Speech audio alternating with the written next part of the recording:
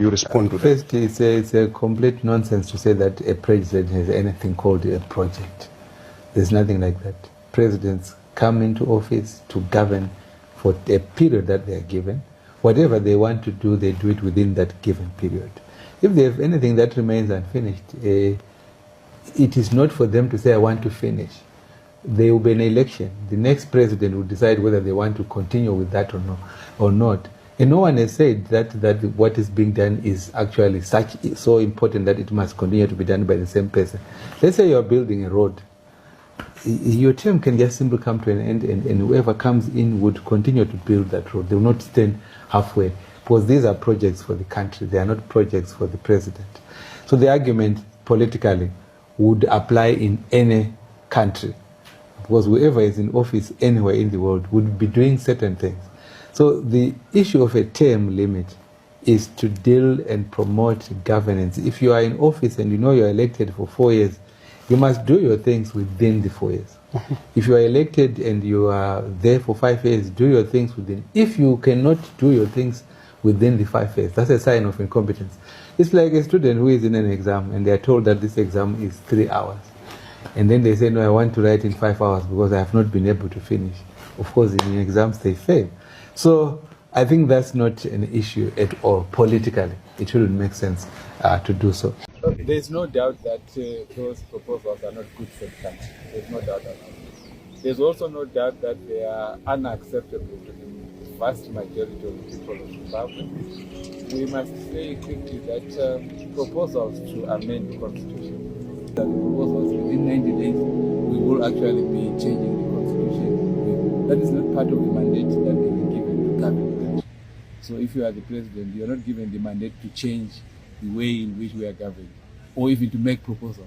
If you are parliament, you have no mandate to actually then say, well, we are here, we are given 5 years to be parliamentarians, we now want to give to ourselves a further. I mean, it's completely unthinkable. So I should say that the proposals don't make sense and that they shouldn't be part of our constitution. What it means is that there will be opposition to that, and people must be told that if they don't like those proposals, they have the right to reject them. I mean, speaking for myself and many people that I work with in the NCA and other organizations, the people that are pushing these proposals do not have the interests of Zimbabweans at heart. Let's take the very simple issue of how we should have our president in the country. I think that it's quite obvious that the majority of the people would want to have a say in determining who becomes president. But this indirect arrangement, which says, well, you vote for an MP, and when these MPs sit in a room, they will then decide who should become our president. But as soon as they decide on that person and they vote for him, the person becomes the president of Zimbabwe. That change cannot sit with, for the past 34 years actually, from 1987 up to now, we have had an executive president, but we started the elections of a direct election in 1990. So 1990 to now 2026, so it's about 36 years. For 36 years, we have lived under a political system where we would elect our president. So people would have ambitions to be president. People will also believe that if they have a president that they elected, they can go to him, her, and things like that. The country is governed. That is what I can call the political psychology, or whatever we would have in our mindsets. You can't just change that. And when you want to change that, you also cannot do it and say, I'm not going to go to the people to ask them what they think because they gave me a mandate, because that's my understanding of the argument against referendum. Where were they given that mandate to change that, and that they will do it without? So the fact that they are hinting at not wanting a referendum means that they know very well that what they want to do is not in the interest of the people. Now, that won't be allowed. So what is going to happen is that they will use so many mechanisms. One mechanism that we have here, the current constitution puts in place courts. They also put in place among the courts the constitutional court, which is actually specifically supposed to be the custodian of the constitution. That's what that court is supposed to do. So it must be our first port of call. We have a very simple issue.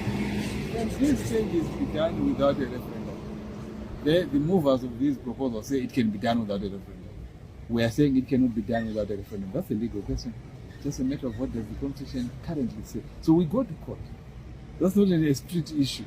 We can only think about streets in that regard once the court says there's no referendum. Once the court makes that interpretation, then we go political. We will still want a referendum. All right, and so forth. Is that clear enough? That's the position that should be. So people must not be worried. I don't see these proposals succeeding. From the interactions we have with so many, they are so unacceptable that I think most of the people that are at the forefront of putting them in place and so on, these are people that are experimenting.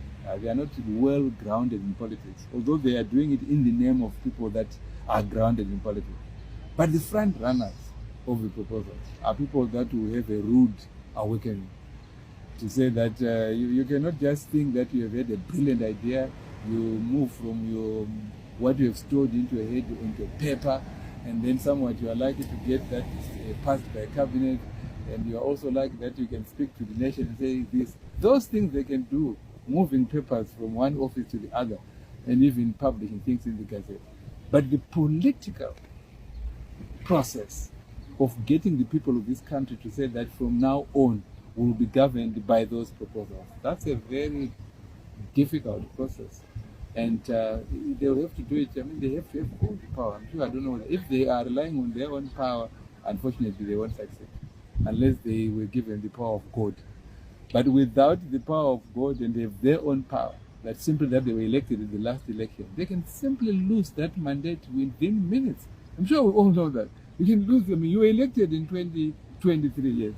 But what is the current mood? That's why in many countries you can even have what are called snap. You can call an election now. It doesn't mean that ZANU-PF will win again with this nonsense that they are spreading around. So an electoral mandate is not there for abusing. You can't keep referring to what you got in 2023. It's actually now about 3 years ago. It will be 3 years ago from the last election. And that is not enough, and so on. I think even in our show now, that's